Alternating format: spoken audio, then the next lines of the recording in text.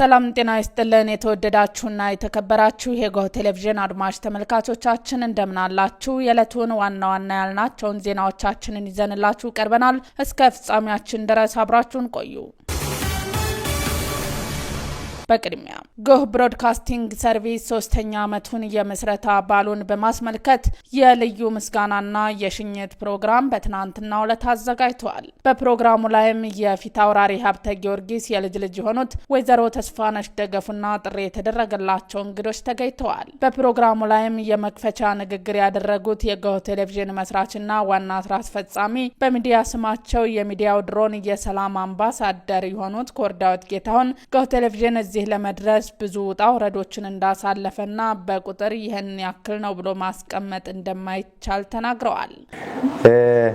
እነዛ ያለፉ ጊዜያቶች በጣም የመከራ ጊዜያቶች ከህይወት በኋላ ሌላ አዲስ ህይወት ያሳለፍኩ ያለበት ጊዜ ነው። ዳኜ ቅድም የተናገረው ነገር እዚህ ጋር ያመሳስላል። ምንድነው? እዚህ አንድ ሰው አለ በመሃላችን። በጣም የሚገርማችሁ ነገር በሞትና በህይወት ውስጥ በነበርኩበት ሰዓት ላይ ታሪኩን ለመጀመር ከባድ ነው። አልጀምረውም ዝንቤ ብቻ ግን እንደ ባለ ውለታ የኔን መጨረሻ የኔን መጨመሪያ የኔን መኖር መሞት መናገር መመስከር የሚችል አንድ ታላቅ ሰው አለና ለዛ ሰው ደግሞ በዛ መከራ ስቃይ ውስጥ አብሮኝ ላሳለፍኩት ህይወቴ ከኔ ለመታደግ አንዱን ዋጋ የከፈለ ኢንስፔክተር አዳነ እዚህ ያለና ሞቅ ያለች ብቻ ባርጉለት አዳነ ኮርዳውት ጌታሁን ጎህ ቴሌቪዥን በቻሉት መጠንና አቅም እንዲሁም በሐሳብ ላገዙና ለደገፉ ግለሰቦች እንዲሁም ለተቋሙ ሰራተኞች የእውቅናና ሽልማት አበርክተውላቸዋል። እንግዲህ ለዚህ ታላቅ ቀን ለዚህ ላበቃን ወይዘሮ ፍሬዎት አንድ ጊዜ ወክለሽልን የምስጋና ሰልፍ ስጭልን ወደዚህ ትብጭልን መልካ ወጂ ማህበር ጭምር ይሄንን ምስጋና ወረቀት አቀርበናል። ይሄው ላቶ መልካ ሞቅ ያለ ጭብጨባ አድርጉላቸው።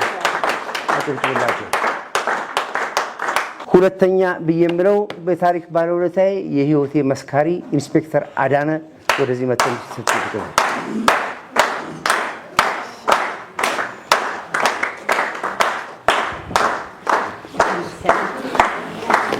ከዛ አመስግናለሁ።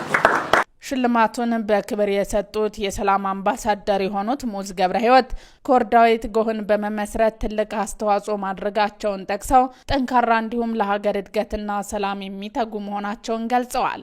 ሌላኛው የእውቅናና ሽልማቱን የሰጡት የፊት አውራሪ ሀብተ ጊዮርጊስ ድነግዴ የልጅ ልጅ የሆኑት ወይዘሮ ተስፋነሽ ደገፉ ሲሆኑ ሀብተ ጊዮርጊስ ድነግዴን ሲከታተልና በሀብተ ጊዮርጊስ ድነግዴ ስም ብዙ ነገር ሲያስብ የነበረ አቶ ዳኘ አባመላ ወይም ሀብተ ጊዮርጊስ ድነግዴ የመጀመሪያ የኢትዮጵያ መከላከያ ሚኒስተርና በጣም ጥበበኛና አስተዋይ መሆናቸውን ገልጸዋል።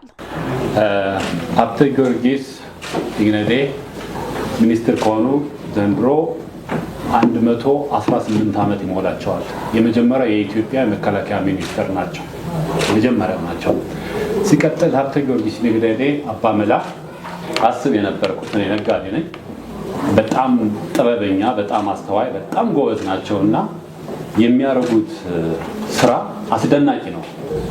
እሳቸውን አባመላ የጦር መሪ ብቻ አይደሉም፣ አባመላ ዳኛ ብቻ አይደሉም፣ አባመላ ሁሉን የሚያውቁ ናቸውና that's why አባመላ የተባሉትና ጥበባቸው ይገርመኛል። ሃይኪዋቸው በጣም ይገደንቀኛል። በዛ ላይ ደግሞ መታየትን የማይፈልጉ ነገር ግን ከአካል ሁሉ መሰብሰቢያ የሆነ የጀርባችን የለም እዚህ ጋር መጋፊያ የሚመስለው የታችኛውንም የላይኛውንም ሁሉንም በደንብ አድርጎ የሚጠብቅ እቺን የምንወዳትን ሀገር ካስተላለፉልን ድንቅ ሰው እሳቸው ናቸውና ስለሳቸው በጣም የሚወዱኛ እንዳባት ሞተዋል። ሰማይ ነው እሳቸውን ይማራው።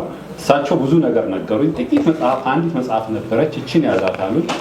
ያው መጽሐፎችን ኖችን ወጥቶ ነገር ተዘራረፉ እንዲያሉና ከሰማው ካዩ ከተረዳው ነገር ልንገራችሁ በጥቂቱ።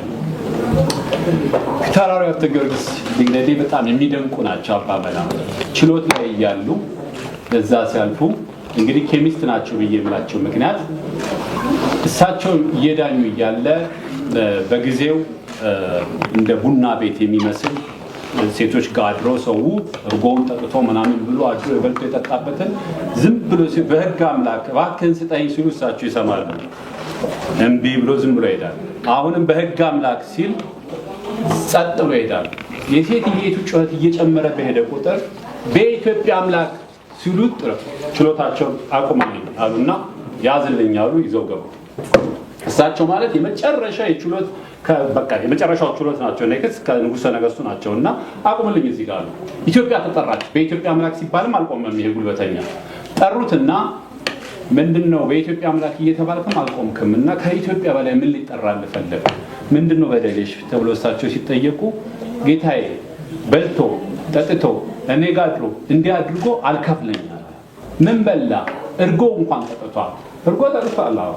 አንተስ ሲባል በፍጹም አላየሁም አልቀመስኩም ምናምን አለ።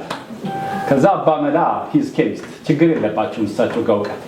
ከዛ በኋላ ካልበላህ ካልጠጣህ በልቁጭ በላሉና የሆነች ቅጠል አኝካት አሉት። ልክ ሲያኝካት አዲስ ፋውንዴሽን ዩኒቨርሲቲ ገርጎን ወጣ። ከዛ በኋላ ያዝልኝ አሉ። ወደ ኋላ አድርጎ አስረው ፈረዱበት።